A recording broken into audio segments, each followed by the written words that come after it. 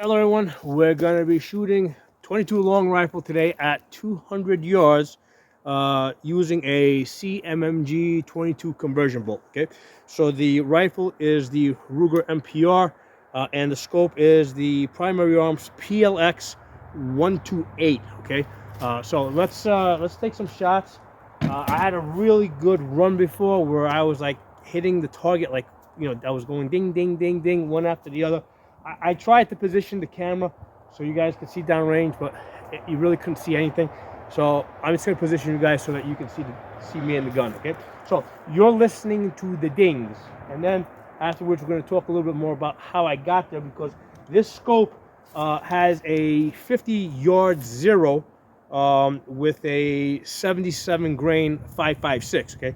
So it's zero for a 5.56. But I'm shooting 22 long rifle in here, so I'm going to talk to you about the holds after I do the shooting.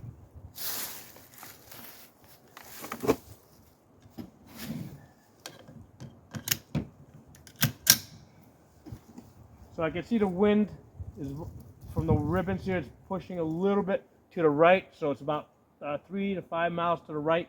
So I'm going to hold a little bit to the left.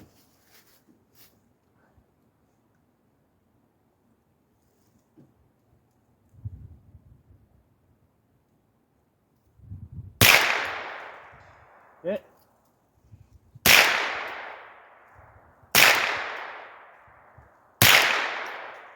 Hit.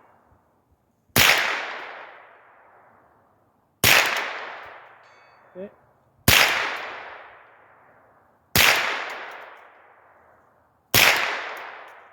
Hit.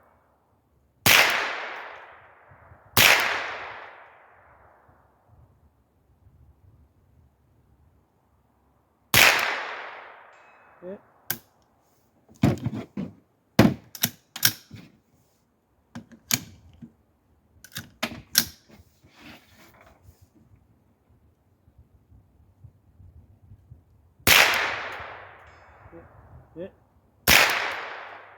Hit. Hit. Hit. Hit. Hit.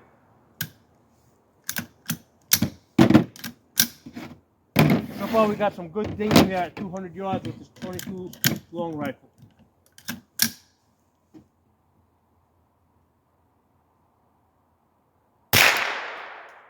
Hit. Hit. Hit. Hit. Hit. Hit. Hit.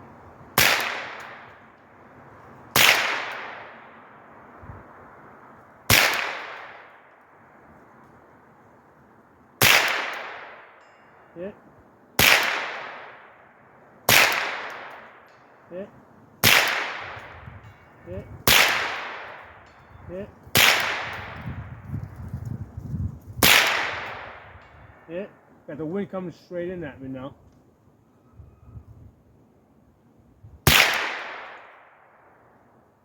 Okay. All right, good. So I'd say we had a pretty decent hit rate for 200 yards with the 22 long rifle. So, like I said earlier, this scope is zeroed for 50 yards with a 77 grain 5.56. So basically, this has a built-in bullet drop compensator in the scope for 5.56. So with the 22 long rifle, what I'm doing is the holdovers that I'm using is at 50 yards. I'm using like the 400-yard hold. Okay, at 100 yards, I'm using the 500-yard hold. At 150 yards, I'm using the 700-yard hold, and then it jumps from yards into mils, right? So at the 200 yards that I'm at now, I'm using the 10 mil hold. I'm gonna see if I can get you guys behind the scope so that you can use it. So it is a first focal plane. Well, let me pause the camera. Okay, so let's see if I can get this to focus. All right there. Actually, let me zoom. Is it zoomed? Yeah, it's zoomed. Come on.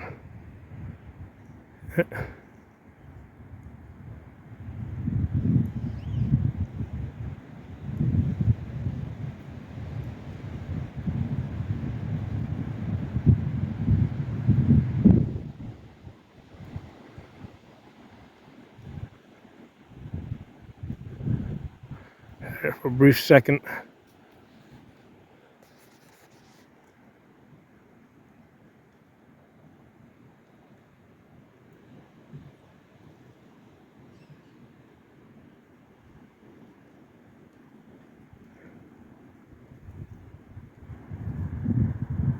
All right, so I'm using those lines. So normally, like up to like 50 yards, I'm just using the arrowhead, and then after that, I'm using those holds.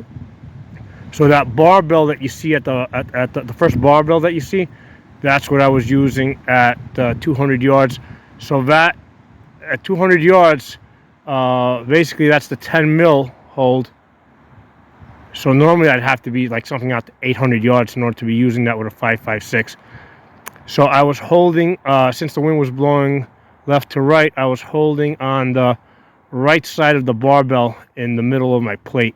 Sometimes when the wind started pushing a little harder, I moved the barbell to the edge. Hold on, I realize I'm making you guys dizzy with this. There it is. Oh, there's a nice picture. So hope you guys enjoyed it. Great scope. I love the scope. Now this is a $1,500 scope. That's the Primary Arms PLX 1:8. If I can get this in. So it is an expensive scope. They call it a compact. It's got an aerial precision mount underneath it. So the mount itself was $100. So between the scope and the mount, I got $1,600 there. And then the rifle itself, that's the Ruger MPR. That's like a $500 to $600 rifle. So that's a 18-inch cold hammer forged barrel, 2-stage trigger. So why is the rifle so much cheaper than the scope? That just has to do with technology, like with technologies from different time periods. Okay, so when you look at the rifle, okay, so this is like a fully matured 1950s, 1960s technology, right? Whereas the scope, this is like, you know, this variable 1:8 with this reticle. This is like modern day. You know, this is a modern day design. Okay, so that's the reason why you got such an expensive scope on a relatively cheap rifle. However, the rifle is still comparable with the scope. These two match up together. It's just the difference in, you know, the reason why the scope is so much more expensive, because this is like more modern technology, whereas this is an older technology that's just been refined. Okay, so hope you guys enjoyed the video. It was certainly a whole bunch of fun shooting this today. I love shooting 22s at distance. It gives you a chance to practice things at relatively close distance. Like I said, the hold that I was using today with this 22 long rifle is a 10 mil, which is what I would be holding at if I was shooting something like 800 yards. So it gives you a chance to really, like, you know, make use of the scope. So lots of fun. I'll talk to you all soon.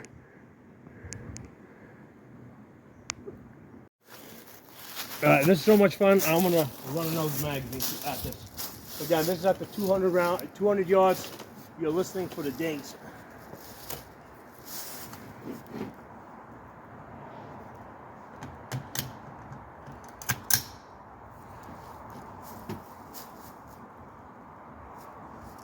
Wind's still pushing that way a little bit.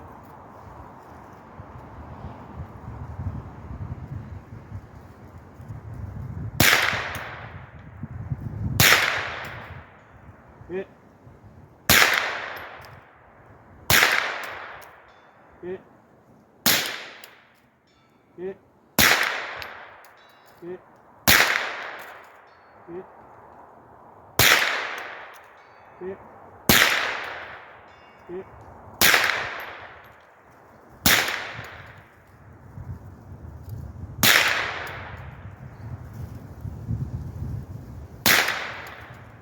It's coming straight in. That time I centered it. Before I had it right on the left edge. This time I centered it on the plate because the wind shifted straight in.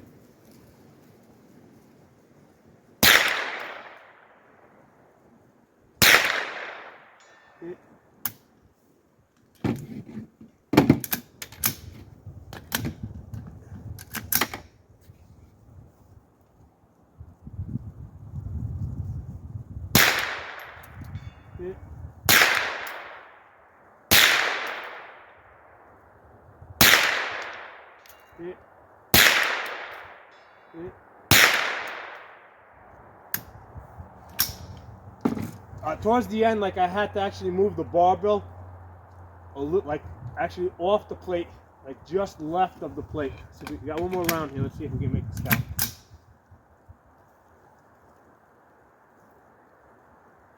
One shot, one kill. No good, missed. All right, but that's fun though. So he's empty. So you know, wind is like something that you can have fun playing with. So just because it's a windy day is not a reason not to shoot. Basically, you know, having a windy day is an opportunity so that you can practice working with the wind and, you know, making your shots count. And the wind's going to shift. Sometimes it was pushing to the left, sometimes it was coming straight in, and I had to adjust based on which way the wind was blowing. If I was going to hold center or push left or push like way hard to the left. So yeah, fun stuff.